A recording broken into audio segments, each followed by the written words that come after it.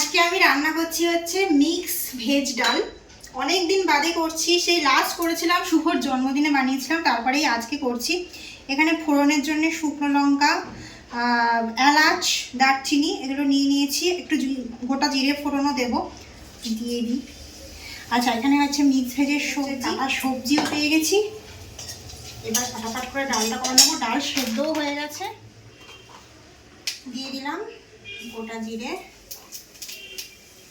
আজকে তো মঙ্গলবার, নিরামিষ, সেই জন্য কিছু করার নেই। নিরামিষ তো আমার একদমই খেতে ভালো লাগে না, শুভরও ভালো লাগে না, কিন্তু কিছু করার নেই, খেতে হবে। আচ্ছা, এবারে এখানে সবজিগুলো দিয়ে দেবো।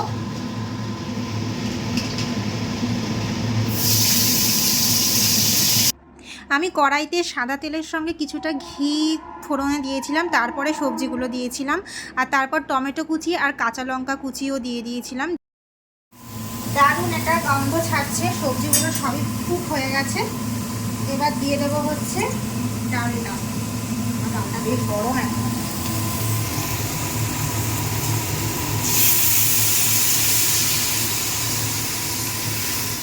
এদিকে ডালের সঙ্গে সবজিগুলো সেদ্ধ হতে হতে আমি একটা ম্যাজিক মশলা বানিয়ে নেবো। আর এই ম্যাজিক মশলাতে কিন্তু ডালটার স্বাদটা অসাধারণ হয়ে যাবে, একদম অনুষ্ঠান বাড়ির মতো। ডাল সেদ্ধ হয়ে গেলে আমি কিশমিশগুলো দিয়ে দিচ্ছি। অনেকে কাজুও দেয়, আমি আজকে ঘরে কাজু ছিল না, তাই জন্য কাজু দিইনি।